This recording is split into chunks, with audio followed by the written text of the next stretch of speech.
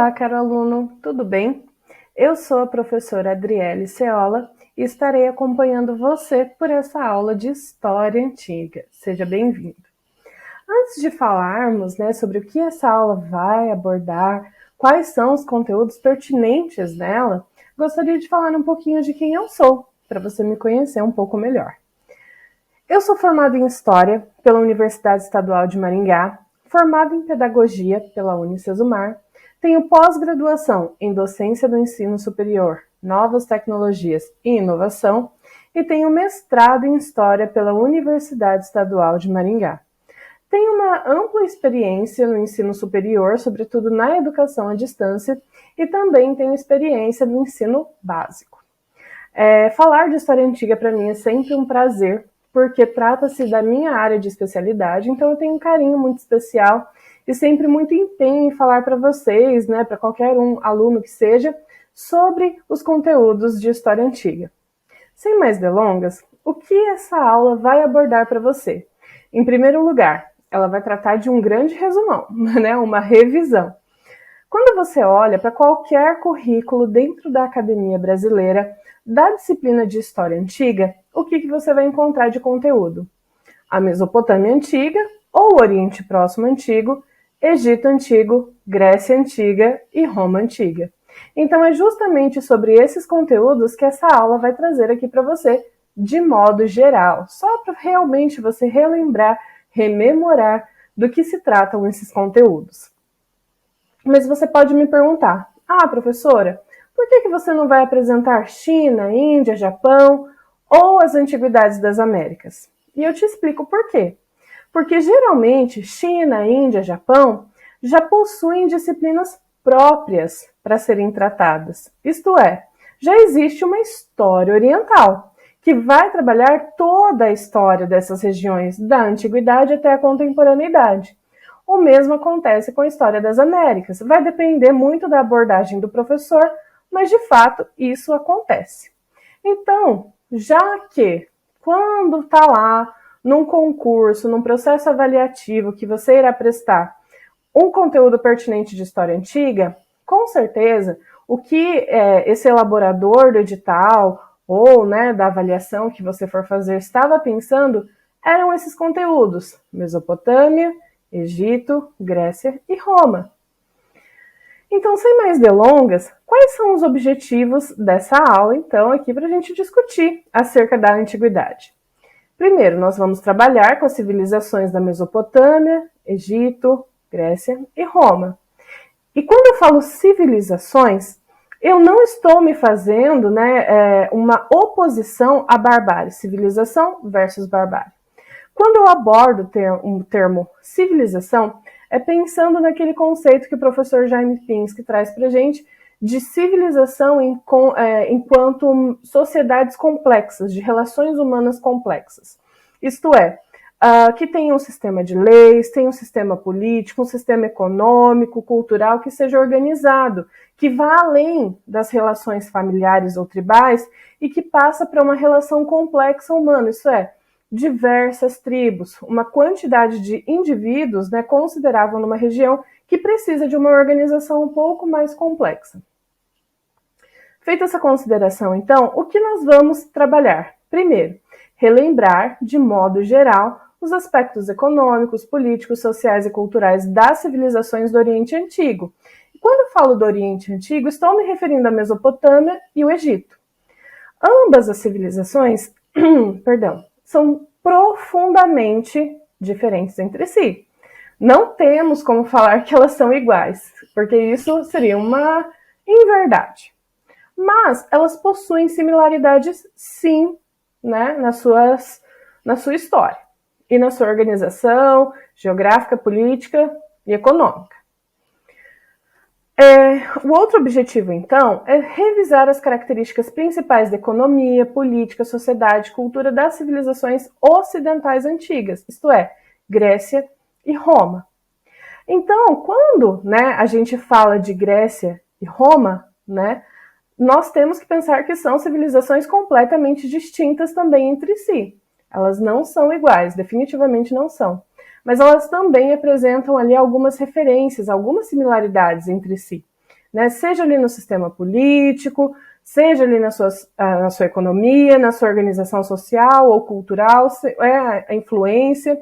E talvez de ambas as regiões do mundo, né, seja ali no Oriente, seja no Ocidente, essas referências estejam ligadas, talvez, ao contato próximo que essas civilizações tinham uma com a outra, ou quem sabe pela própria geografia de cada região. Entendido, então, quais são esses objetivos, vamos passar ao conteúdo. Começando, então, pelas sociedades orientais antigas, a Mesopotâmia Antiga e o Egito Antigo. A escolha de trazer ambas as sociedades, né, aqui para tratar junto é justamente pelas suas similaridades. Mas, mais uma vez, a ressalva, não eram civilizações idênticas. Muito menos eram consideradas, por exemplo, irmãs, parecidas ao extremo. Não, elas tinham similaridades sutis, cada uma ao seu modo. Quando a gente pensa nessas duas civilizações, nós temos que lembrar que até o final do século XX, até mais ou menos a década de 90, 1990, essas civilizações eram abordadas com o referencial teórico do materialismo histórico.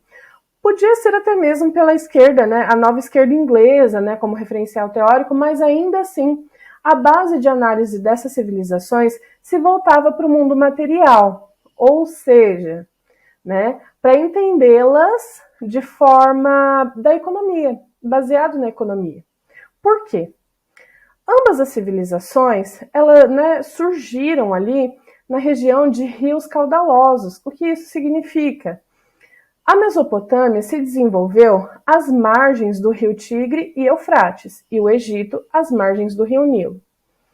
Por mais que fossem muito distantes entre si esses rios, nem tinham a mesma origem de alimentação, né, hidráulica, eles tinham a característica de, em determinados meses do ano, né, de todos os anos, havia as enchentes desses rios que levavam substâncias orgânicas para essas terras ali nas margens, que então fertilizava essas terras, e depois havia um recuo dessas águas, né, a diminuição do volume de água, que deixavam essas terras propícias para o plantio, sobretudo do plantio de grãos. Então, devido a essa característica, as práticas econômicas, pelo menos a base da vida econômica, tanto da Mesopotâmia quanto do Egito Antigo, era a produção de grãos, né? O plantio de grãos, principalmente o trigo, cevada, milhaca, enfim. Só que também nós não podemos afirmar que eram apenas essas práticas econômicas que existiam na região, e nem mesmo, né, que seja a maneira mais adequada atualmente de fazer a abordagem dessas regiões de maneira, né, teórica metodológica. Nós sabemos sim que essas práticas econômicas foram importantes, mas não foram os únicos aspectos desenvolvidos nessas civilizações. Então, por exemplo, no Egito, como foi um reino bastante isolado até, tinha pouco contato comercial, a gente fala de uma agricultura muito mais forte do que na Mesopotâmia. Então, de fato, o Egito ele dependia dessas cheias, a grande parte da economia se voltava a isso. Mas ainda havia a caça, a pesca, a coleta, o comércio, claro que mais tímido, mas havia sim o comércio. E a gente não pode esquecer que ali no Egito, na região do Nilo, havia as navegações e a pesca muito aplicada. Já na Mesopotâmia, a gente tem que pensar um pouquinho diferente do Egito. Por quê? A Mesopotâmia não foi um reino unificado. Ela foi constituída de diversas cidades-estados. Ou seja, não havia um reino ali naquela região. Quando a gente pensa em reinos naquela região, é porque houve momentos em que uma cidade-estado conseguiu empreender o imperialismo em termos de conquista territorial, ou de poderio ali, de predominância mesmo na região de importância naquela região.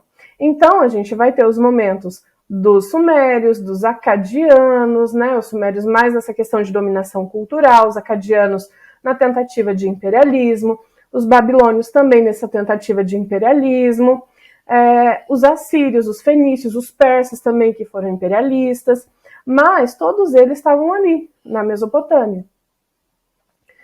E como tratavam-se, né, de cidades-estados independentes entre si, elas tinham características diferentes. Nem todas as cidades-estados eram completamente dependentes das cheias dos rios Tigre ou Eufrates. Por exemplo, a Síria ou os fenícios viviam basicamente do comércio, principalmente marítimo. Os persas viviam da dominação, os babilônios também, embora a agricultura também fosse presente nessas sociedades. Já que a gente já falou um pouquinho desses aspectos, né, políticos e organizacionais dessas duas civilizações, vamos falar agora um pouquinho sobre a política. No Egito Antigo, quando a gente fala de política, a gente lembra sempre do quê? Do poder faraônico. E de fato a gente está falando de uma história egípcia que se remete ao período faraônico, que vai de mais ou menos 3000 a.C. até mais ou menos 332 a.C. É o período em que o Egito foi independente, que ele não teve uma dominância estrangeira sobre o seu território, principalmente na questão política. Então, qual que era, né, o aspecto principal da política egípcia nesse momento? Os egípcios, eles possuíam um faraó. Esse faraó, ele tinha uma legitimação divina para se manter no cargo.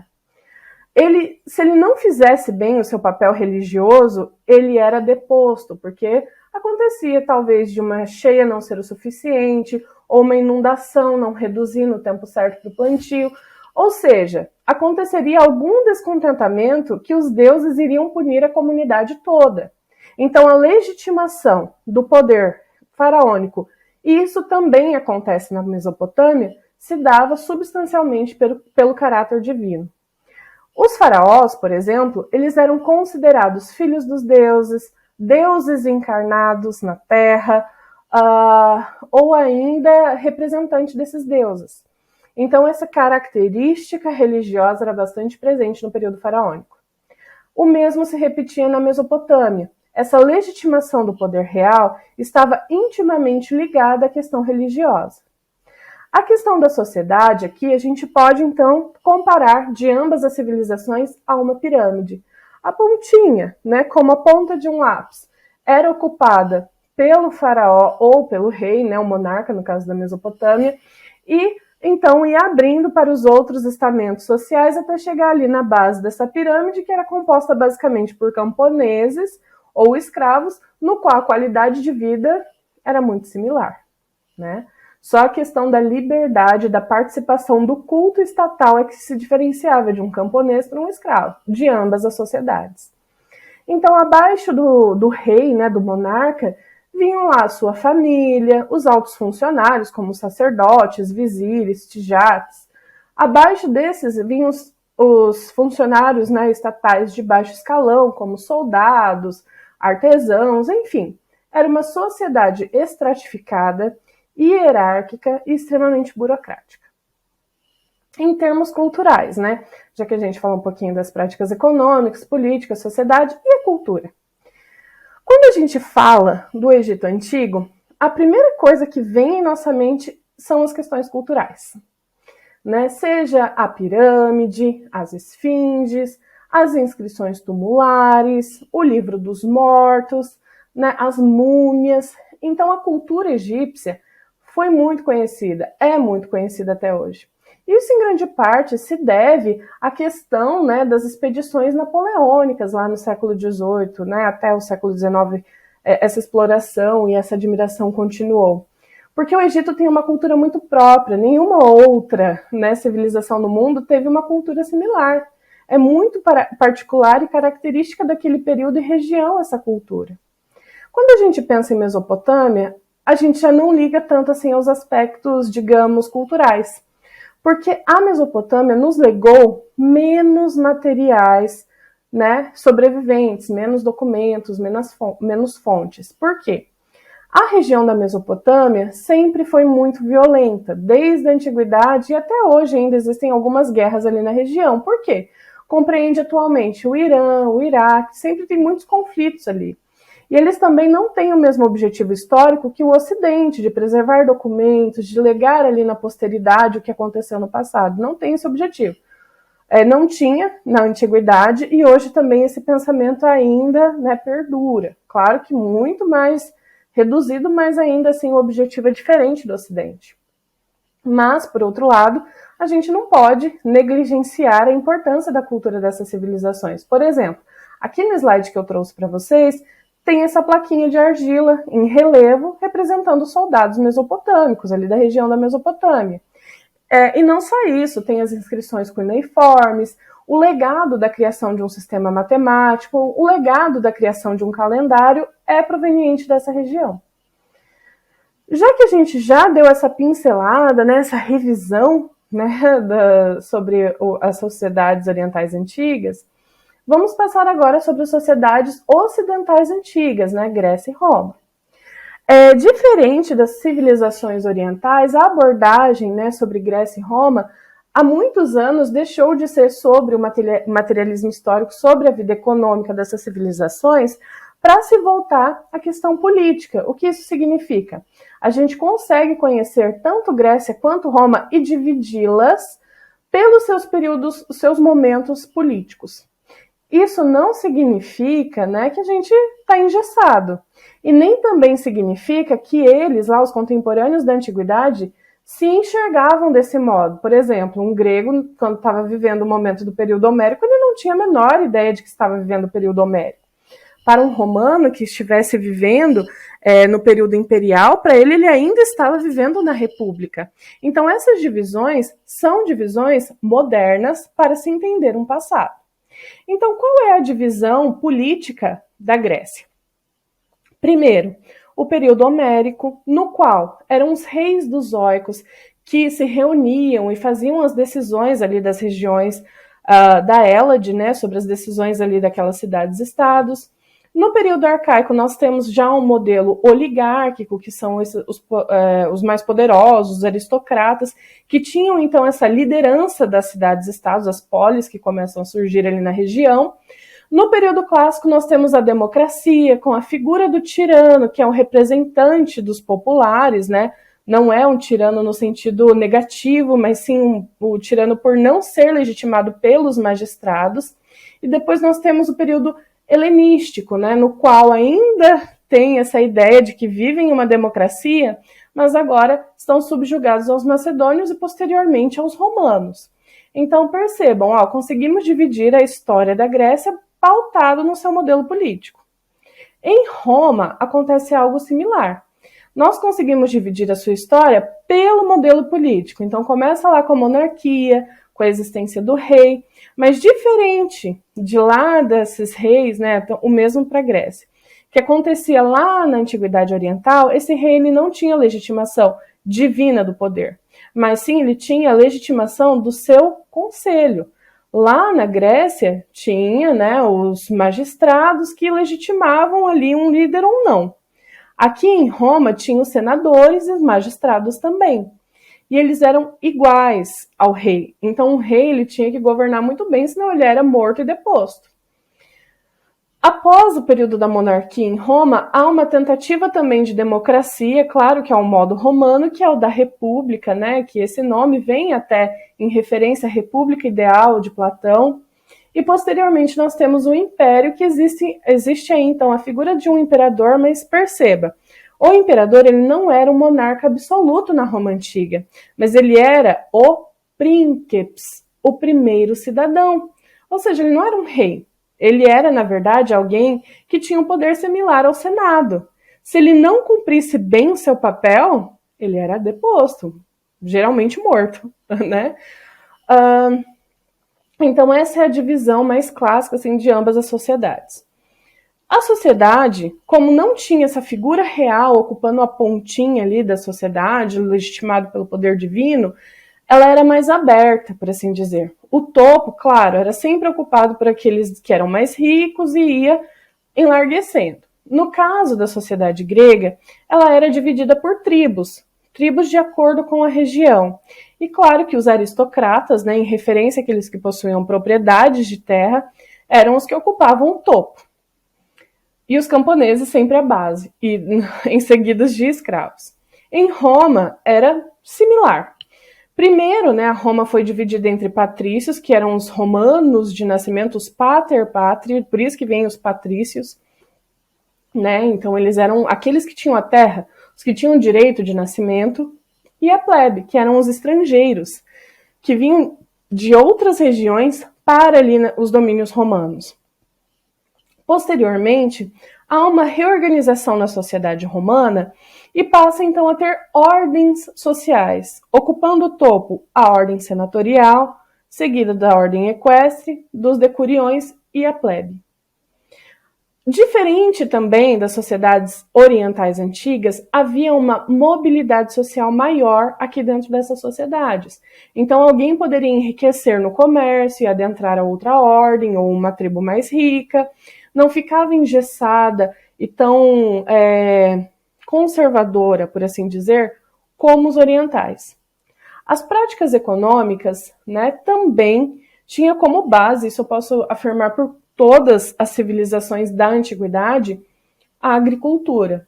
Só que qual é a diferença, né, aqui das civilizações ocidentais com as orientais? Aqui nas ocidentais não haviam rios caudalosos como lá no Oriente, então não haviam esses rios que fertilizavam as terras, que eram alimentados por degelo de montanhas.